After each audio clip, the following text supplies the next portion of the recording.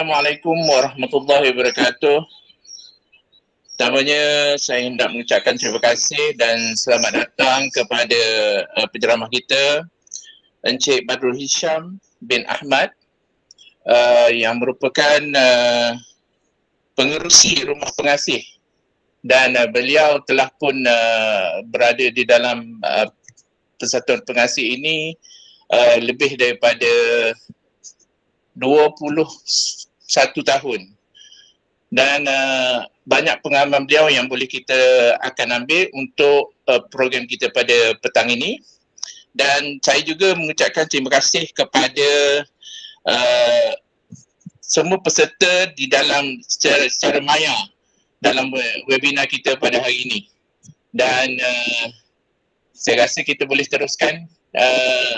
Seperti mana yang telah kita maklumkan, tajuk kita pada hari ini adalah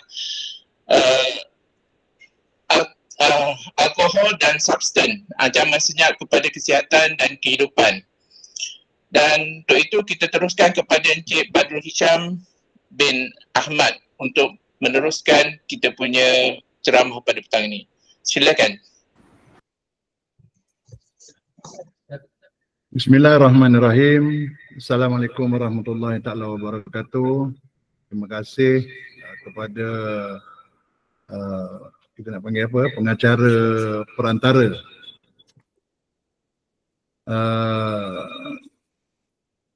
pada penghulu amik kita, dan juga sahabat-sahabat saya, sahabat-sahabat perjuangan, penghulu-penghulu dan kawan-kawan di dalam webinar kita pada kali ini.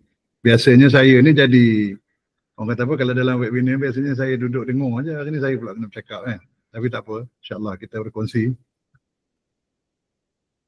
Saya bagi beritahu lah, saya Badrul Hisham bin Datuk Haji Ahmad, merupakan pengurusi Persatuan Pengasih Malaysia Negeri Perak, dan merupakan seorang bekas penagih dadah selama lebih kurang 20 tahun. Dan akhirnya saya dipilih oleh Allah SWT untuk buat perubahan, dan akhirnya berkecimpung terus di dalam bidang rawatan dan pemulihan ini di Rumah Pengasih Amanjaya Kopeng, yang mana kami telah bertapak di Kopeng ini sejak tahun 2013, dan di Perak ni daripada tahun 2004 lah, dan berpindah ke Kopeng. Tanah kami dapat anugerah daripada Kerajaan Negeri, alhamdulillah, dan kita buat satu rehab di situlah. Okey, untuk tajuk kita pada petang ini iaitu substan dan alkohol, iaitu sebuah racun senyap yang menghancurkan kesihatan mental, fizikal dan kehidupan kita. Tentu kita nak tertanya-tanyakan kenapa kita guna substan, kenapa kita, term-term substan ni sebenarnya banyak kita nak, orang kata apa, dia punya arah tuju dia tu, tapi dari segi bahasa doktor ataupun bahasa kesihatan ni, ia menjurus kepada bahan-bahan ataupun bahan psikoaktif yang kita guna dalam rawatan penagihan dadah.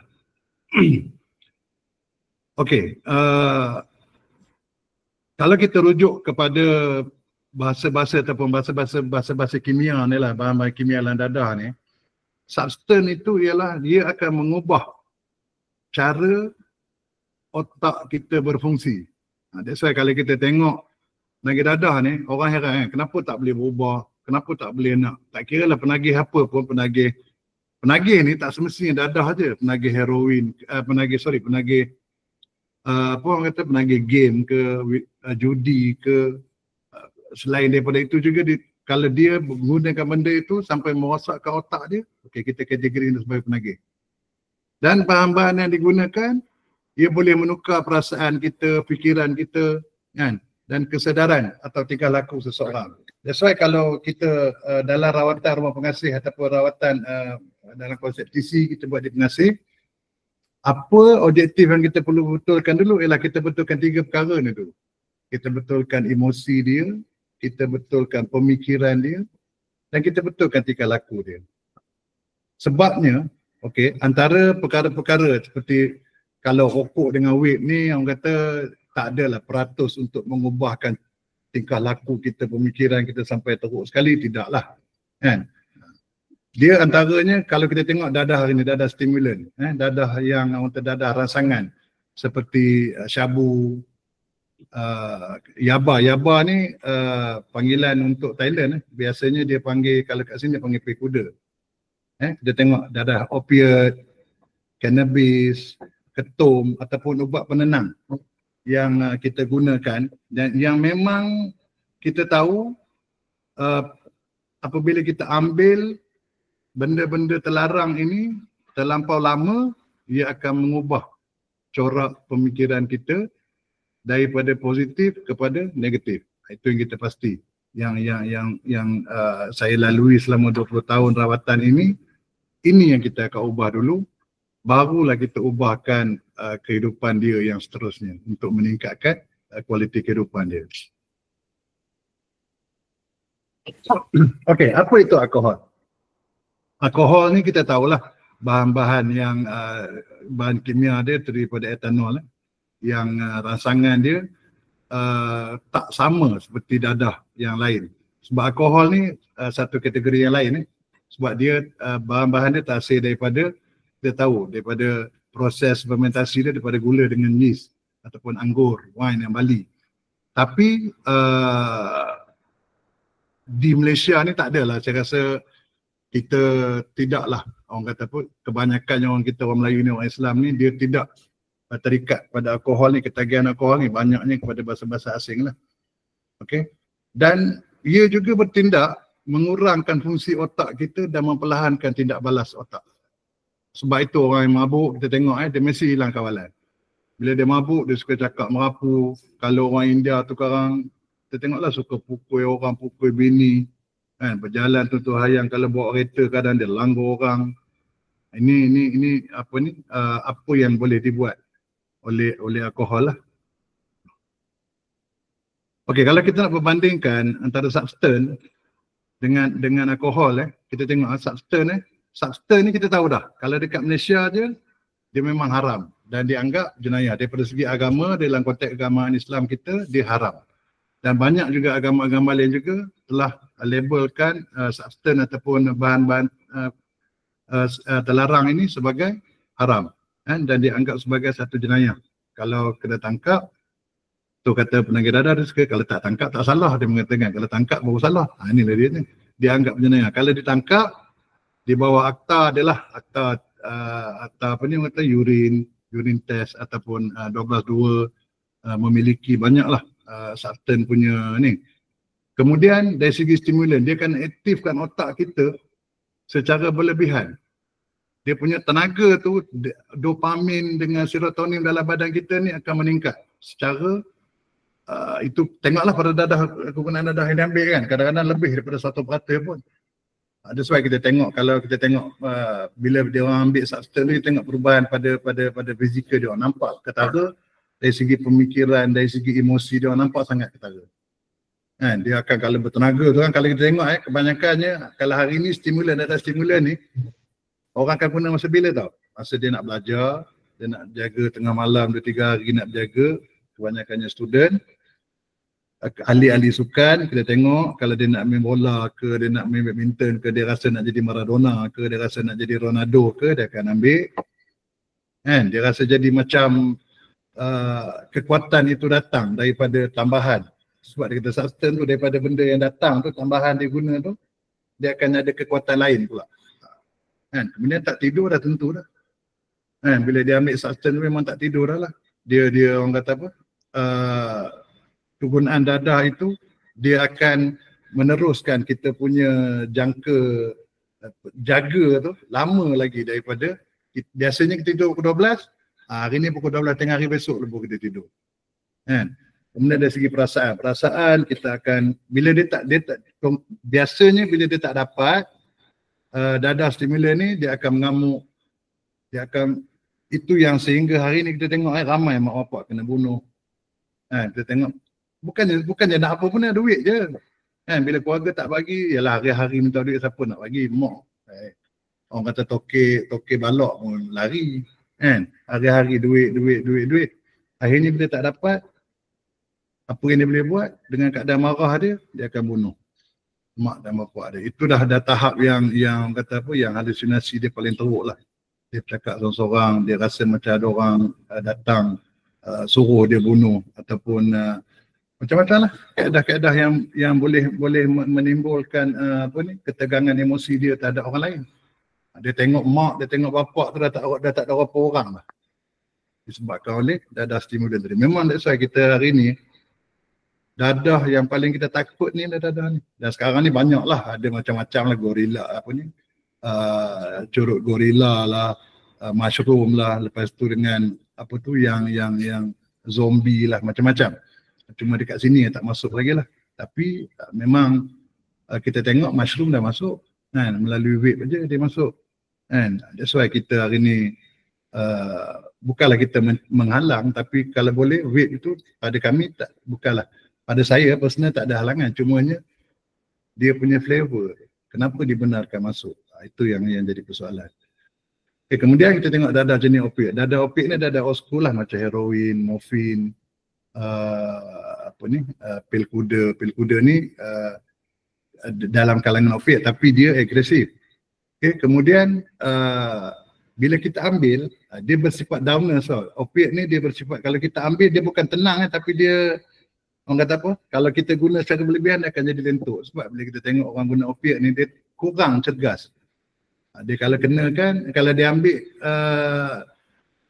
heroin ke ataupun morfin ke, kalau dia cucuk dengan tablet ataupun dengan pil tidur, itu dah garanti dah lah. Kadang-kadang jarum, kalau saya dulu jarum tak ada cabut lagi, cucuk-cucuk tu kelentuk kan. So sedar dah malam, rokok pun, orang kata rokok di tangan pun, daripada abu tu sampai ke abu. Abu tak jatuh, steady abu kan. Maknanya kesan opiat itu tadi.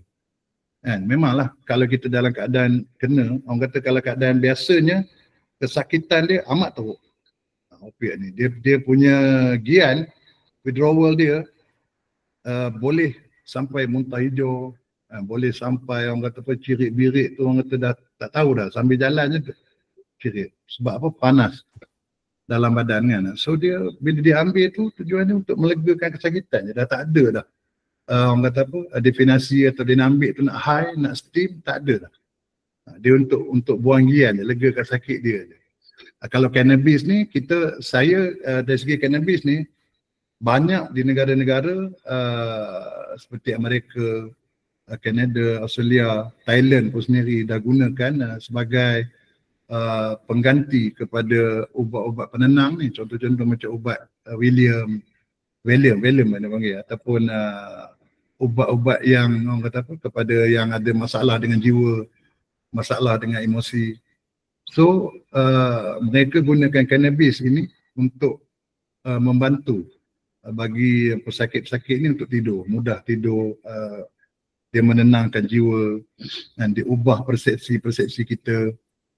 Ada yang kadang-kadang tu, yalah kadang-kadang bila kena berlebihan sangat pun, itu yang kadang-kadang kalau gelak tu, orang kata gelak, cerita orang mati pun dia bergelak. Tak ada benda yang tak lawak pun jadi lawak. Itu ni cannabis punya ni lah, dia berbentuk macam tu pula. Tapi belum ada angka-angka yang, tapi ada sifat-sifat daripada cannabis pun ada. Bila tak dapat, dia akan jadi marah, dia akan cepat down. So cannabis dia bersifat tidaklah agresif, tidaklah terlampau downer sangat, tapi dia lebih kurang penggunaan itu untuk kebanyakannya pada mereka ambil untuk tidur, untuk mudahkan tidur. Dan dadah-dadah yang lain ni kita tahu, kebanyakannya dia akan merosakkan sistem dalaman badan kita lah, tentu dah kan, jantung, otak. Saya ni dah tentu masa ambil dadah, demam pun tak pernah, sebab segala ubat datang dalam badan kita, demam pun tak pernah. Tapi bila kita berhenti, tak mengambil dadah lagi, mulalah sampai demam, sampai hari ni macam-macam penyakit, kabur je penyakit apa semua ada. Tapi apa pun takkanlah kita nak berbalik-balik pada dadah untuk solution ni kan. Biarlah kita cari solution lain untuk kita cari pengganti ubat.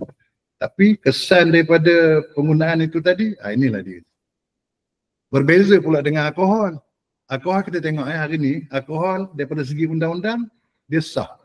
Walaupun dia satu bahan yang boleh membawa kepada kesengsaraan pengguna ataupun kepada keluarga ataupun kepada masyarakat. Tapi dari segi perundangan dia tidak, orang kata kalau haram, memang haram dah pada sisi agamanya kan. Tapi daripada segi undang-undang, dari segi masyarakatan, dia dianggap normal, biasa. Ataupun kita tengok kalau hari ni, kalau di macam kawan saya kat Indonesia tu, daripada morning drink, dia panggil kan. Bangun pagi dia mesti kena ambil sikit minum. Sama keluarga, mak, bapak dia dah ada bar kat rumah dia. Tapi sebab Indonesia ni agama dia berbeza kan. Ada mak Islam, bapak Kristian. Tapi memang tradisi hidup dia memang macam tu. Kan? Dari segi tindak balas dia kepada otak, okey, kita faham lah macam mana kan. Dia akan hilang kawalan. Bila kita tengok hari ni banyak kenderaan, terutamanya kereta yang langgar orang. Bila kita check, tengok dia ambil alkohol. Kan? Jadi kesan dia kepada tindak balas ataupun kesan dia kepada otak sebenarnya sangat teruk. Dia akan memberi kesan yang agresif pada otak secara yang kita tak sedar. Bila kita ambil tu kita ingat sebenarnya kita nak happy, tapi sebenarnya dia dah merubah kita. Bila kita dah terlampau banyak alkohol dalam badan, dia akan ubah kita punya cara berfikir, cara kita bertindak dengan emosi kita ataupun cara kita menutur bahasa. Kadang-kadang kalau kita tengok orang kena alkohol ni, dia banyak menggunakan bahasa-bahasa yang mencarut lah, kata kan, shit, fuck, macam-macam ayat-ayat macam tu lah kan. Okey, kalau kita katakan mengapa substance ini ataupun alkohol ini adalah racun yang senyap, kerana kesan dia lambat tapi pasti. Dia tidak bunuh. Ada juga dadah yang digunakan terlampau banyak ataupun overdose, dia akan mati. Tapi kebanyakannya dia tidaklah membunuh, orang kata serta-merta. Kan? Dia, orang kata apa, kalau kita ambil hari ni taklah mati hari ni. Kan? Tapi kalau kita ambil dalam kuantiti yang banyak, tak mustahil. Okay. Sejarah berlaku depan mata saya, kawan saya sendiri, dia cucuk dadah dalam badan dia sebab dia kata dah lama tak kena, sekali kena. Bila dia kena tu cucuk, terus tak sedar. Kita ingatkan dia terlampau high ke apa, tak, rupanya dia habis kat situ je kan. Maknanya penggunaan dadah itu lebih daripada dos yang sepatutnya masuk dalam badan. Tapi kebanyakan orang yang ambil dadah, kerosakan yang berlaku pada diri dia amat ketara kita tengok. Tapi dalam masa yang lama lah, sebabnya penggunaan dadah ini sikit sebanyak dia akan apa tak, bila kita ambil dadah ni kita tak makan, kita tak fikir nak cari duit, tak fikir nak jaga kesihatan, tak fikir nak, yalah sebab kita rasa kita dah ada dadah yang paling ni kan, tak fikir pun tentang benda lain. Tapi sikit sebanyak dia akan merosakkan semua organ-organ dalaman badan kita kan. Tak boleh buat apa kan? Nak ubahkan, orang kata apa, organ dalam badan kita tu tak boleh dah. So kita kena apa yang kita perlu buat ialah keluar daripada pemasan dadah dan kita cuba berhenti. Dan kalau penyakit itu datang, terima dan kita jaga kesihatan dengan cara yang lain lah. Kesan itu memang ada. Tak ada yang kata, orang kata isak dadah ni kalau dia berhenti susuk, oh aku okey, tak ada apa masalah penyakit. Tak. Sebenarnya kesan daripada dadah itu lebih teruk pada organ-organ dalaman badan kita lah. Memanglah mula-mula kalau kita kena kan, di awalan kita, kenapa kebanyakan pengguna dadah dia cukup suka ataupun dia punya euforia, dia kegembiraan dia kan, kenapa? Sebabnya di peringkat awal itu dadah itu dikontrol oleh kita. Kita yang kontrol dia. Bila kita ambil dalam kuantiti yang kita rasa cukup, bila kita ambil, kita layan. Kita panggil ayat layan lah, senang. Kan? Tetapi bila lama kelamaan, dos dadah itu dah tak cukup dalam badan, lama kelamaan dia akan jadi banyak dan akhirnya akan merosakkan lah badan kita. Dia akan jadi sengsara lah. Dan bila kita jadi ketagih, dos itu dah tentu dah. Kalau saya dulu dos saya ambil, katalah contoh penggunaan saya itu straw yang kita minum tu. Kalau saya ambil sehari 4 straw yang kita minum tu. Maknanya fikirlah berapa kali sehari itu habis. Satu paket tu 150 habis sehari untuk saya ambil. Jadi saban hari penggunaan tu semakin banyak. Asalnya daripada satu tiup straw yang kecil saja RM10 tu. Dan dos akan tambah menjadi orang kata angka yang kita pun tak tahu. Orang kata kalau hari ni saya nak boleh bawa rumah batu, rumah sampai ke langit dah sampai lah. Punya banyak duitnya habis kan. Kemudian yang saya kata tadi, dimancurkan dalam diam. Sedikit demi sedikit, apa yang rosak paling teruk ialah hubungan dalam kekeluargaan. Itu dah pasti. Kan? Hubungan kita dengan isteri, dengan mak bapak kita, adik-beradik yang lain, dia akan jadi bukan renggang, dia akan jadi, sebabnya penagih dadah ni, apabila dia mengambil dadah, pola pemikiran dia akan negatif. Maknanya apabila dia di rumah itu, dia tak percaya dah pada entiti dalam keluarga, mak ke bapak ke, dia tak fikirkan dah. Apa yang dia percaya hanyalah pada kawan-kawan dia yang di luar sana saja, yang rakan sebaya mereka menggunakan dadah itu. Bila dia dah negatif, semua akan jadi tak betul. Kan? Dari segi kerja dah tentu dah lah. Kan? Bila nak pergi kerja, badan sakit, nak cari dadah, duit tak ada, nak cari duit juga dulu. Orang punch-card pukul 8, kita punch-card pukul 8 malam. Kan? Dan akhirnya kita kena buang kerja. Keuangan dah tentulah. Memang orang kata akan jadi masalah. Hari ni bolehlah kita katakan, orang kata hari ni mula-mula dia ambil dadah, dia bekerja, ada duit, boleh ambil dadah. Dah lama kelamaan, kerja pun tak ada, dengan keluarga pun dah masalah. Apa lagi yang dia boleh buat nakkan duit? Terpaksalah dia mencuri. Dia akan, kod mana pun kata orang Perak, kod mana pun otak dia mesti akan negatif. Ini penggunaan dadah yang berlebihan dalam badan. Dari segi, kalau saya ikut sejarah hidup saya dulu, saya daripada atas, kehidupan saya daripada atas, sampailah saya dah tak ada apa. Maksud saya di atas bukanlah, tapi saya orang yang ada duit. Akhirnya saya tak ada apa. Dah tak ada apa, orang dah tak percaya kat kita, keluarga apatah lagi, segala keuangan kita disekat, apa semua, kita kena buat jalan sendiri. Sedikit sebanyak, dia akan meragut saya punya masa depan. Kehidupan saya, dia akan ragut sedikit demi sedikit. Dan akhirnya, saya, orang kata apa, alhamdulillah syukur, saya taklah sampai ke tidur lorong, orang kata tidur atas kotak, taklah. Tapi, dari segi masa depan saya, kita pun tak tahu. Tapi hari ni alhamdulillah lah, syukur sangat-sangatlah kepada Allah. Dia dapat bantu saya dan hari ni saya boleh bantu orang lain lagi. Hari ni pula kita dapat share berkenaan dengan substance ni.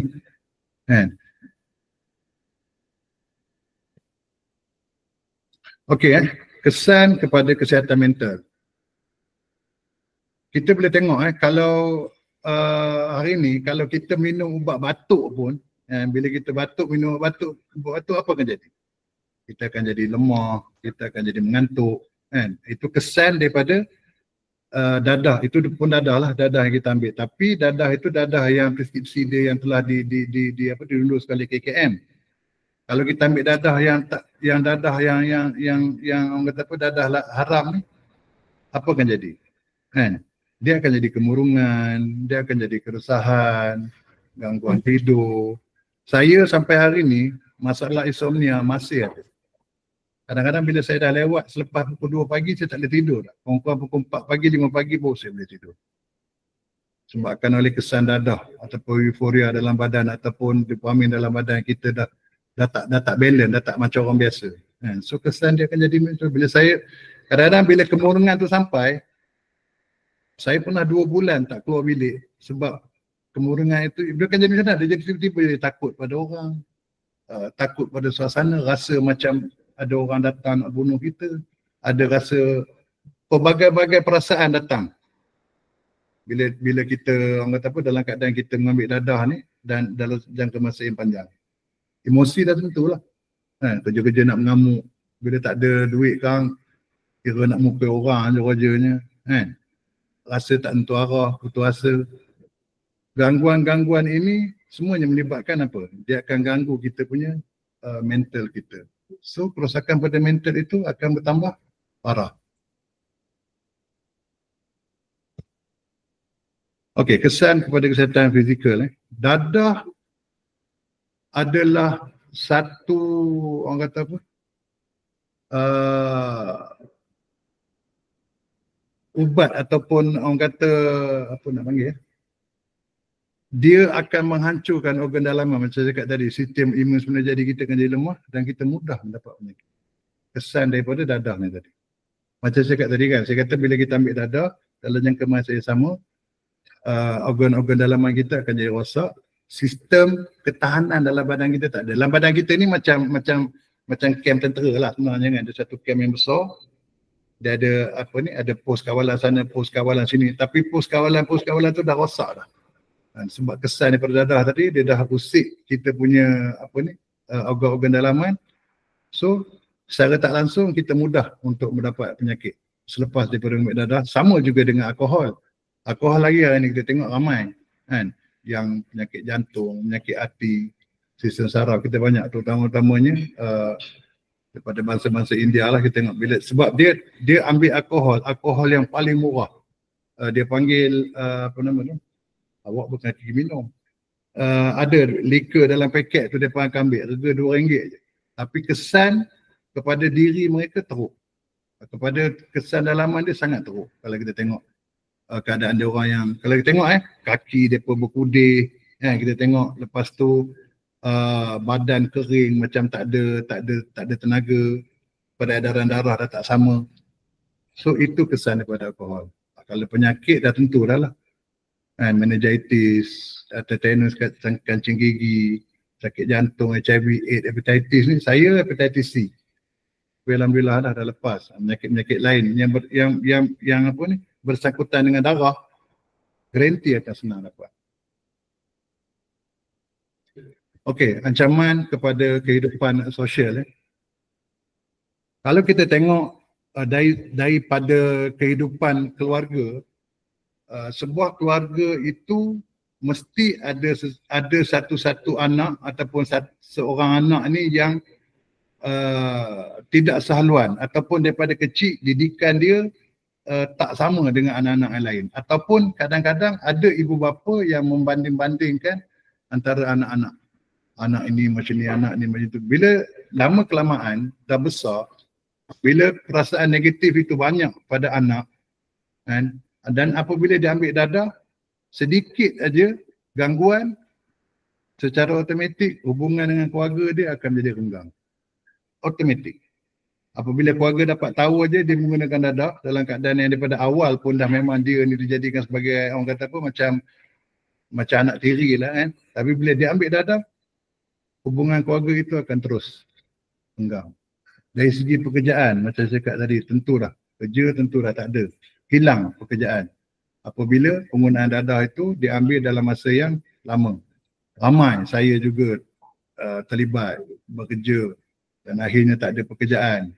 Tak ada satu penagih dadah dalam dunia ni dia boleh maintain kerja dia tu daripada pagi sampai petang, lepas tu balik besok kerja pula lagi pagi petang, tak ada. Jarang. Masalah keuangan akan berlaku, terlibat dengan jenayah dan stigma masyarakat tu dah tentulah.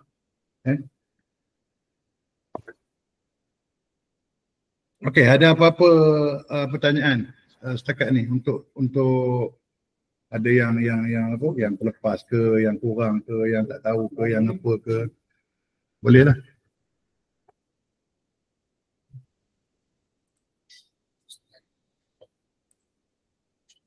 Assalamualaikum, selamat petang. Assalamualaikum. Saya Khairul Firdaus. Saya ada dua soalan yang ingin saya ajukan kepada panel pada petang ini. Soalan yang pertama adalah berkenaan dengan kesan pengambilan dadah ataupun alkohol kepada kanak-kanak bawah umur. Sebab sekarang kalau kita lihat banyak dah kanak-kanak bawah umur telah mula menagih dadah dan juga ketagihan alkohol. Soalan kedua adalah dalam situasi ini apakah langkah-langkah yang boleh diambil ataupun dibuat oleh keluarga ataupun institusi keluarga dalam mengekang masalah ini dari terus berlarutan. Terima kasih. Pertama tadi apa kesan di kalangan remaja bawah umur. Kalau kita tengok hari ini memanglah membimbangkan kita tengok anak-anak di bawah umur kita, terutama budak sekolah. Saya pun pernah tangkap satu budak di Pangkor berumur 10 ke 11 tahun dia masa tu. Dia dah guna ais. Masa tu. Dan masa tu pun kita tahu dah cara pemikiran dia, memang kita tengok dia ambil masa yang lama lah, setahun ataupun 2 tahun. Tapi untuk makluman Cik Khairul tadi, apa saja yang kita ambil, benda itu berbentuk negatif, terlarang ataupun dadah ataupun alkohol, apabila dia masuk ke dalam badan kita, segala perubahan dalam diri dia akan berlaku. Contoh tadi dari segi pemikiran, dari segi tingkah laku dan dari segi emosi dia akan berlaku. Kalau dia di bawah umur, dia punya tindakan cara bawah umur. Tapi kita tengok agresif dia lebih lagi daripada orang dewasa. Kalau kita tengok daripada mata kasar kita lah. Tapi kita boleh tahu, kita boleh agak dan kita boleh kenal pasti berapa lama dia ambil dadah dan berapa lama dia gunakan dadah daripada cara dia bertindak negatif itu tadi. Dan kalau kita nak katakan daripada keluarga, saya sebenarnya amat kesal dengan keluarga apabila mereka tahu anak mereka mengambil dadah, mereka cuba untuk lindung. Mereka ingatkan bahawasanya di satu peringkat anak itu akan berhenti, anak itu akan tidak menggunakan dadah. Sebenarnya tidak.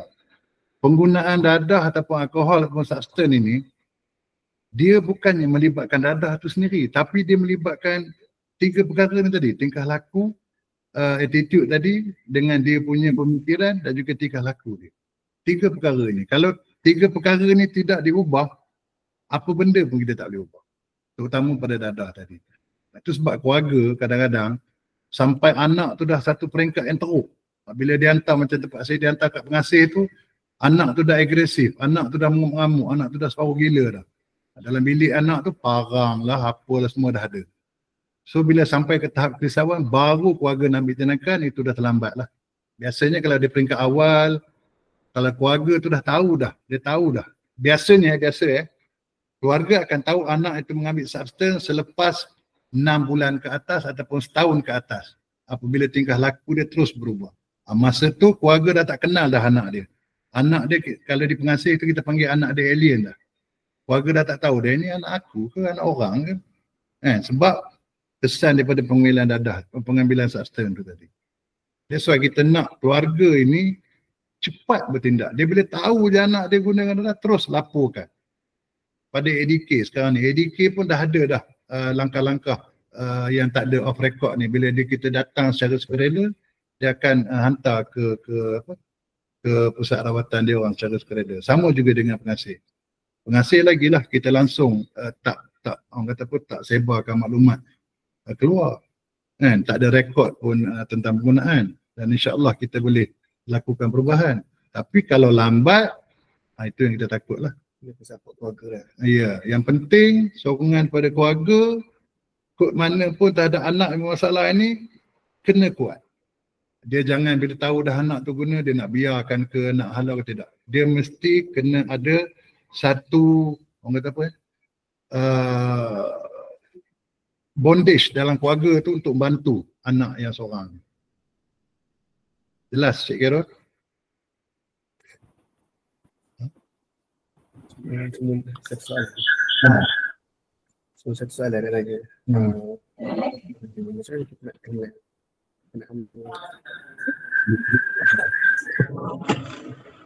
Macam mana kita nak kenal anak-anak kita ambil dadah? Okey. Okey, pada peringkat permulaan memang kita susah nak kenal lah. Kadang-kadang kita tengok anak tu perubahan dia daripada segi orang kata penambahan usia dia kan. Kadang-kadang agresif dia, dia punya orang kata apa, sifat-sifat dia berubah. Tapi kita boleh kenal antaranya paling simple adalah diri dia sendiri. Bila dia balik rumah dia gunakan dadah tu, kita tengok tangan dia mengeletar. Bila dia duduk di rumah tu, orang kata dulu nak basuh cawan pun tak pernah. Tapi hari ni habis satu rumah tu dia sapu. Segala bilik, segala hapuk semua dia lap. Itu tanda-tanda lah. Ataupun kita tengok ada kesan mata. Mata dia di bawah mata dia macam mata saya ni. Dia hitam. Permulaan. Itu kesan daripada penggunaan dadah yang dia ambil. Itu kita boleh tengok lah. Tapi ketaranya dadah hari ni substan. Banyak anak-anak ni dia tak ambil dadah yang bonus ni. Dadah jenis heroin, morfin dia tak ambil. Dia akan ambil dadah jenis stimulan ni. So kita lagi senang kita kenal. Kita tengok daripada segi agresif dia lah. Itu salah satu. Lagi satu, kita bagi duit, tak ada yang balance. Tak ada baki. Kita suruh beli barang RM10, barang RM10 bagi RM50, RM40 tak sampai di tangan dah. Itu Mohon terangkan kesan vape, perisa mushroom dan pengesanan awal pengambilannya di kalangan remaja, contohnya pelajar sekolah. Okey, vape ini yang satu masalah yang dihadapi oleh AADK dan juga polis. Sebab dia tidak ada lagi strip urine, dia tak ada. Kita tak tahu. Dia ambil mushroom tu bila kita nak test, memang tak ada test tu. Tapi kesan dia pada dia perisa dia kita tak boleh tahu. Perisa dia banyak. Dia kita panggil, dia di kalangan ganja, dia HTC juga. Tapi dia panggil ganja buatan. Dia buat sendiri ganja ni, dia jadikan HTC tu peratus dia tinggi 40 ke 60%. Kemudian kita ambil, jadikan flavor, jadikan cecair vape tu, kita hisap. Kesan dia selepas 2-3 pump tu kita akan lentuk. Bila kita ambil dia terus automatik tidur ke ataupun dia tengah hisap vape. Dia macam orang hayal heroin ke morfin zaman dulu lah. Bila dia ambil vape tu tiba-tiba dia tidur. Itu ada sedikit sebanyak dengan mushroom. Dia ada dua type mushroom, ada yang mushroom yang flavor, ada mushroom yang dalam bentuk fizikal. Kita boleh tahu mushroom dia warna hijau juga dan dia ambil pun hisap macam hisap ganja. Itu lebih teruk. Itu kadang-kadang bila kita tengok bila dia kena 2-3 pump je dia terus badan terus meletar, terus jadi. Itu kesan daripada mushroom lah. Tapi dia ada dua type. Satu type yang betul-betul mushroom original, satu lagi yang bentuk buat flavor. Satu tanya. Kaedah perawatan dadah gantian. Dia kaedah rawatan tu saya kata tadi. Apa jenis penagihan pun, rawatan dia 3 tu dulu. Tingkah laku, emosi dan juga pemikiran. 3 tu kena buat. Sebab hari ni kita tengok bila orang berfikir, dia tidak berfikir menggunakan fikiran yang betul. Dia gunakan fikir untuk dicetuskan emosi, jadi marah dan dibuatkan kepada perbuatan. Itu yang kita nak ubah. Corak dia berfikir dengan emosi itu biar dia synchronize. Biar apa kata otak, apa kata emosi sekali keluar. Dia jangan otak cakap lain, emosi cakap lain, jadi perbuatan itu lain. So di pengasih apa yang kita buat, kita groomkan balik. Kita betulkan balik ketiga-tiga ini. Barulah kita buat perkara-perkara lain. Untuk dia buat peningkatan kehidupan dia, untuk dia menambahkan keyakinan dia. That's why penagih dadah, dia hilang dia punya dia punya maruah, dia punya self esteem, semua akan hilang. Sebab cara dia berfikir dengan cara dia menggunakan emosi tu tak stabil lah, tak sama.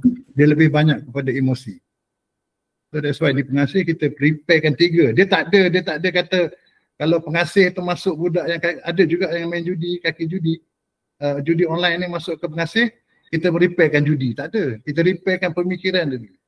Kita repairkan dia punya apa yang musnah dulu. 3 benda tu musnah. Itu kita repair.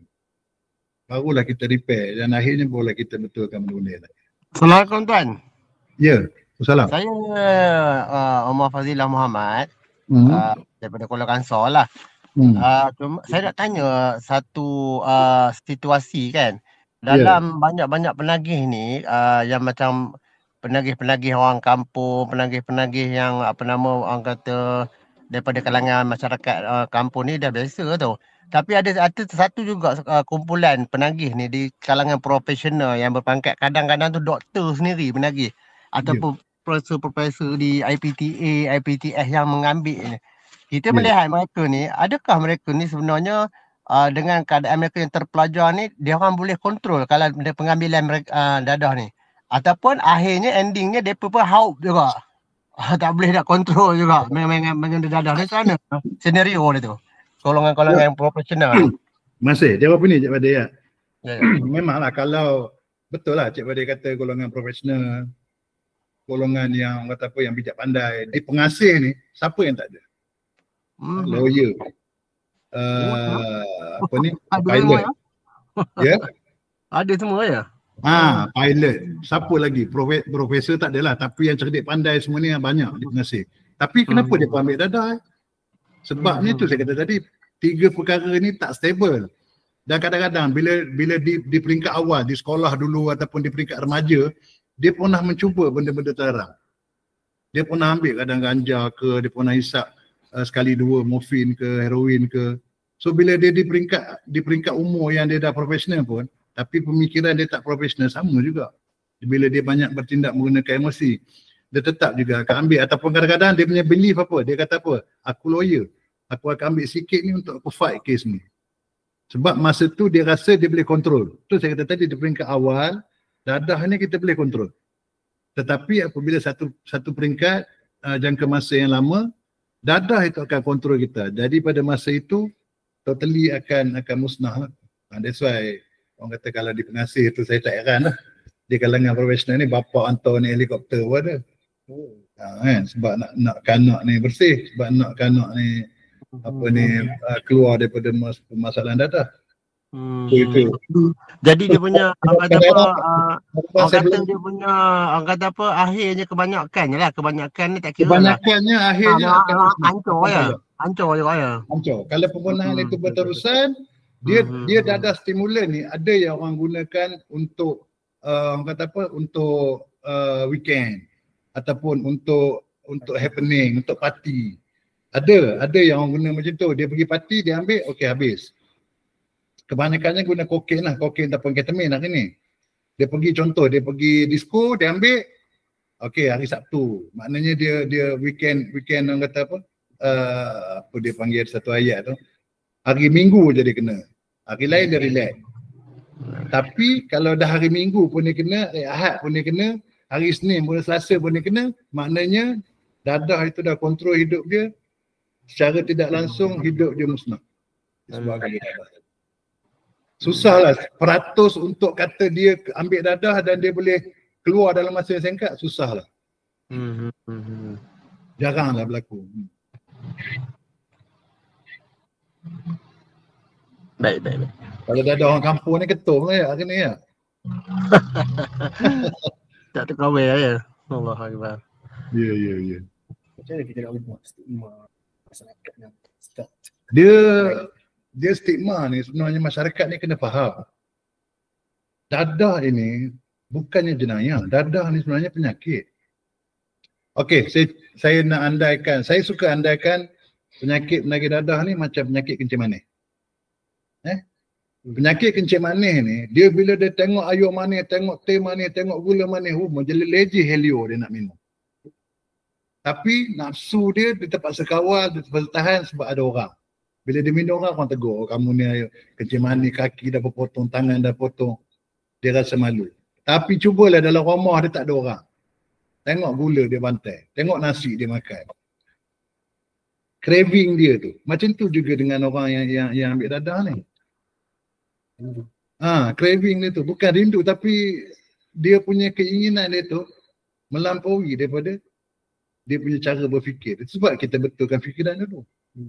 Dia tak boleh berfikir dah. Bila dia tengok dadah tu, Allahu Akbar. Murtau ni tangan ni. Walaupun dah 5 tahun, 6 tahun berhenti. Saya di peringkat awal 5, 6 tahun, 7, 8 tahun bila dah ada pengasih saya kontrol pun. Bila budak-budak yang bawa daripada luar dadah, dia hantar kat saya, oi meletak ni dada ni. Dia kalau aku ambil ni kan dengung ni, kata ni. Kan? feeling dia datang. Tapi bila kita dah kontrol otak kita dengan emosi kita, kita tak ambil dah lah, kita buang lah benda tu. Satu soalan. Menurut Tuan, adakah perkosaan yang ada pada masa kini Kurang berkesan sehingga masalah dada ni menjadi serius atau disebabkan masalah komunikasi tanpa sepadan yang menyebabkan berbagai kaedah untuk keluarga datang. Yalah, dari segi penguatkuasaan tu saya tak berani lah nak mencampuri urusan mereka, tapi sebagaimana yang kita tahu hari ni ramai di kalangan-kalangan penguatkuasa, terutamanya polis ke immigration ke, yang dah tak pandang dah integriti kerja, dia lebih fikirkan kepada duit ataupun kepentingan peribadi. Benda ni berlaku sebenarnya. Banyak di kalangan mereka yang seruduk masuk barang, di kalangan-kalangan macam baru-baru ni kita pun tengok isu pendatang masuk macam mana. Kalau pendatang boleh masuk, takkanlah benda-benda yang apa ni orang kata, dadah yang kecil, benda-benda sekecil-kecil benda boleh kita sorok, kita tak boleh bawa masuk. Kan? So disebab itulah kalau nak katakan komunikasi, masalah komunikasi tanpa sepadan pun ya juga. Sebab hari ni orang Malaysia ni, saya cakap orang Malaysia ni, tambah anak-anak remaja, orang Jepun pun respect. Orang Jepun tu hantar motor Honda kat Malaysia ni elok, dengan laju 110 kan, dengan exhaust standard, sampai dekat Malaysia EX5 tu pun jadi EX5. Heran ni, mau Jepun kata ni motor aku, kenapa jadi apa ni? Tahu orang Malaysia ataupun orang hari ni, dia suka diagnose, dia suka buat satu benda, apa yang orang buat dia nak buat. Itu pun bahaya juga sebenarnya. Tapi apa yang paling penting pada kami, pada pengasih adalah awareness diri tu. Dia tahu, saya tahu dadah tu bahaya, tapi kenapa saya ambil? Yang penting tu awareness diri tu yang penting. Sejauh mana kita nak berkawan, sejauh mana kita nak bersosial, itu hak kita. Tapi sempadan itu kita kena jagalah. Dan boundary itu kita sendiri yang menentukan. Kita tak boleh harapkan mak, tak boleh harap ayah, tak boleh harapkan cikgu sekolah, tak boleh. Kita sendiri kena ada banyak awareness. That's why saya kata tadi, 3 perkara itu kita kena betulkan dulu. Emosi, pemikiran, tingkah laku. Ada lagi soalan? Ada lagi soalan? Saya sebenarnya dalam ya. Assalamualaikum Tuan. Waalaikumsalam. Saya Zulfadli daripada Polis Ipoh. Ya. Saya nak tanya, apa usaha NGO atau kerajaan untuk mengekangkan ni, ataupun ada ke program untuk mengekang masalah ni lah, alkohol ataupun dadah ni? Terima kasih Tuan. Okey. Kalau NGO kami, dia NGO pengasih di Malaysia ni, kami ada 8 pengasih, dan setiap negeri kami ada peranan masing-masing untuk membantu kerajaan terutamanya. Pertama, kami ada rumah pengasih, itu rumah rawatan, dan juga kami pun ada buat ceramah-ceramah di sekolah-sekolah, di pusat-pusat institusi ataupun di kilang-kilang ataupun di, tak kira sajalah siapa yang jemput, kita akan pergi untuk kita bantu, utamanya kepada sekolah-sekolah lah. Kita buat ceramah secara bersepadu. Contohnya macam hari ni kita buat webinar macam ni kan, untuk kita bantu masyarakat, bagi tahu mereka kesan dan bahayanya dadah ni, dan di mana perlu kita ambil tindakan awal itu. Tapi kalau dari segi kerajaan, saya rasa sampai hari ni tak ada berhenti-berhentilah kan, untuk menghapuskan dadah ni. Walaupun ADK kata dadah akan hapus 20-50, saya kata tidak. Selagi ada orang bernama manusia, selagi ada orang yang punya nafsu dan perasaan, benda tu tetap akan ada. Dan terutamanya pada tim-tim penguatkuasaan lah, mereka lah yang akan memastikan benda tak ada. Kalau demo juga bawa masuk benda ni, tak boleh kata apalah. Benda tu akan ada jugalah.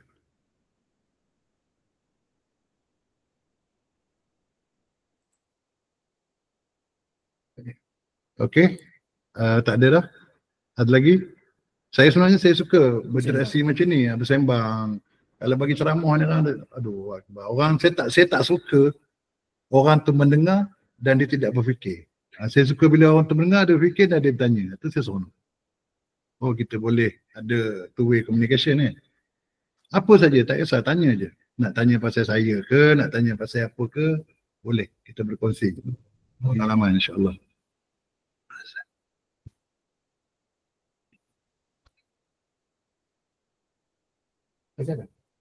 Belum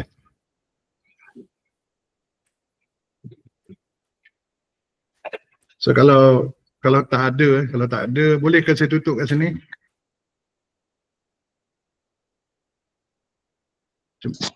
Okey, saya rasa kalau tak ada lagi daripada kawan-kawan kita untuk bertanya soalan, saya rasa setakat itu saja dan terima kasih di atas perkongsian maklumat yang telah disampaikan oleh Tuan Badrul Hisham bin Ahmad yang sudi bersama kita pada petang ini. Walaupun beliau mempunyai berbagai tugas lain, tetapi beliau masih sempat untuk memberikan atau berkongsi pengalaman beliau sepanjang beliau berkolaborasi dengan pengasih ini, dan begitu juga dengan para peserta yang kita undang secara maya yang sudi bersama kami walaupun sedang sibuk. Kita sedia maklumlah 4 hari yang akan datang merupakan hari cuti perayaan. Mungkin ada yang sedang dalam perjalanan berbalik, dan diharapkan semoga perkongsian kita ini dapat memberikan pengetahuan yang baru bagi mereka yang belum tahu dan mengingatkan semula kepada mereka yang telah pun tahu tentangnya. Dan saya, Abdul Hamid bin Muhammad Yunus, bagi pihak urusnya, Encik Abdul Rahman bin Muhammad Tahir, Encik Muhammad Zulfazli bin Asyari dan Encik Khairul Firdaus bin Ibrahim, mengucapkan terima kasih di atas kesudian tuan-tuan dan puan-puan untuk bersama dengan kita pada petang ini. Dan sekali lagi terima kasih kita ucapkan. Assalamualaikum warahmatullahi wabarakatuh. Waalaikumsalam.